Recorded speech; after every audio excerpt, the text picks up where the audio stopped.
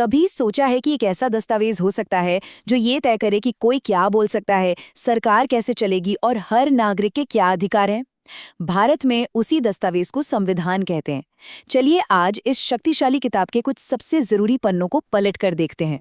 हाँ, मानता हूँ कि पहली नज़र में संविधान के पन्ने किसी मुश्किल कानूनी भाषा जैसे लग सकते हैं, लेकिन सच तो ये है कि इन्हीं शब्दों के पीछे हमारे देश की नींव, हमारे अधिकार और हमारे भविष्य का पूरा नक्शा छिपा हुआ है। तो आइए इसे परत दर परत खोलते हैं। तो इस सफर में हम कहाँ-कहाँ रुकने वाले हैं? हमारे 4 मेन स्टॉप्स होंगे। सबसे पहले हम नागरिकों के अधिकारों की बुनियाद को समझेंगे। फिर हम राष्ट्र के मार्गदर्शक सिद्धांतों पर एक नज़र डालेंगे।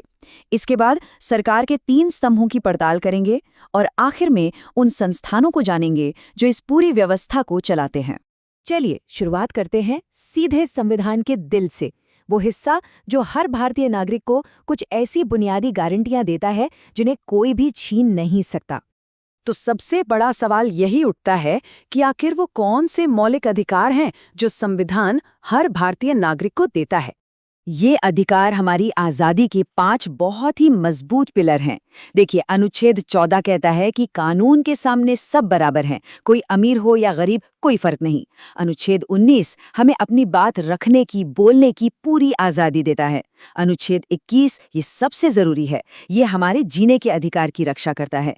अनुच्छेद 23 हमें किसी भी तरह के शोषण से बचाता है, और अगर इनमें से कोई भी अधिकार खतरे में आए तो अनुच्छेद 32 हमें सीधे सुप्रीम कोर्ट जाने की ताकत देता है। लेकिन यहाँ एक बहुत ही दिलचस्प बैलेंस है। मतलब एक तरफ तो संविधान हमें मौलिक अधिकार देता है जो सरकार की जिम्मेदारी है कि वो हमें मिले, तो वहीं दूसरी तरफ अनुच्छेद 51A हमें हमारे मौलिक कर्तव्य भी याद दिलाता है। मतलब एक नागरिक के तौर पर हमारी भी कुछ नैतिक जिम्मेदारियां हैं, जैसे संविधान का सम्मान करना और देश की एकता बनाए रखना। ये एक ही सिक्के के 2 पहलू हैं। ठीक है, अधिकार तो मिल गए, लेकिन देश को आगे किस दिशा में ले जाना है? मतलब हमारा लक्ष्य क्या है? संविधान इसका भी एक खाका तैयार करता है। ये सिर्फ नागरिकों के लिए नहीं, बल्कि सरकार के लिए एक नैतिक कंपास की तरह काम करता है। इन्हें कहते हैं राज्य के नीति निर्देशक सिद्धांत या डायरेक्टिव प्रिंसिपल्स। ये अनुच्छेद 36 से 51 तक है और ये सरकार के लिए एक तरह का, कह सकते हैं, एक नैतिक रोड मैप है। अब भले ही कोई इन्हें लेकर अदालत नहीं जा सकता, पर यह उम्मीद की जाती है कि सरकार जब भी कोई पॉलिसी बनाएगी तो इन सिद्धांतों को ध्यान में जरूर रखेगी। इसे एक अच्छे उदाहरण से समझते हैं। अनुच्छेद 40 ये राज्य को निर्देश देता है कि वो ग्राम पंचायतों का गठन करे ताकि लोकल लेवल पर लोगों को शासन में हिस्सेदारी मिले। ये दिखाता है कि संविधान जमीनी स्तर पर लोकतंत्र को कितना मजबूत करना चाहता है। तो ठीक है, देश के लिए दिशा भी तय हो गई, पर इन सब पर अमल कौन करेगा? यहीं पर आता है सरकार का पूरा ढांचा।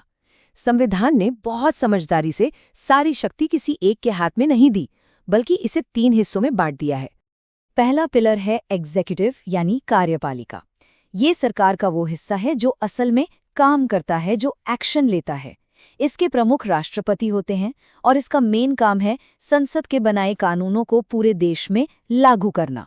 दूसरा पिलर है लेजिस्लेचर, मतलब हमारी संसद।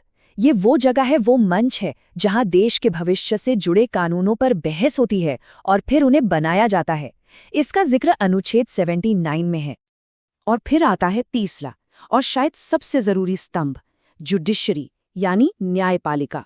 अनुच्छेद 124 के तहत सुप्रीम कोर्ट को संविधान का रक्षक बनाया गया है।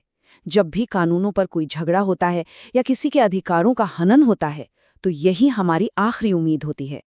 अब देखिए, सरकार के ये 3 पिलर्स अकेले तो काम कर नहीं सकते। इस पूरी मशीनरी को सही से चलाने के लिए संविधान कुछ इंडिपेंडेंट वॉचडॉग्स, मतलब स्वतंत्र पहरेदार भी बनाता है।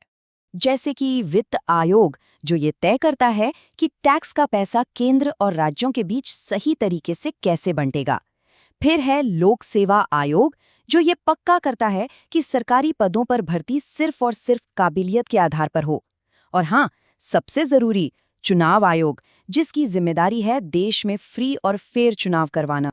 और एक बहुत ही कमाल की बात यह है कि हमारा संविधान कोई पत्थर की लकीर नहीं है, ये एक जिंदा दस्तावेज है। अनुच्छेद 368 हमारी संसद को ये ताकत देता है कि वो वक्त और समाज की जरूरतों के हिसाब से संविधान में बदलाव कर सके। तो कुल मिलाकर हमने क्या समझा कि हमारा संविधान सिर्फ एक कानून की किताब नहीं है। नहीं, ये उससे कहीं ज्यादा है। ये नागरिकों के लिए एक सुरक्षा कवच है, सरकार के लिए एक गाइड है, पावर को बैलेंस करने का एक सिस्टम है और हमारे लोकतंत्र की आत्मा की रक्षा करने वाला एक मजबूत पहरेदार। और अब जाते जाते एक सवाल सबके लिए छोड़ के जा रहा हूँ। आज के इस बदलते हुए भारत में क्या लगता है, संविधान का कौन सा अनुच्छेद हमारे भविष्य के लिए सबसे ज्यादा मायने रखता है? इस पर सोचिएगा जरूर।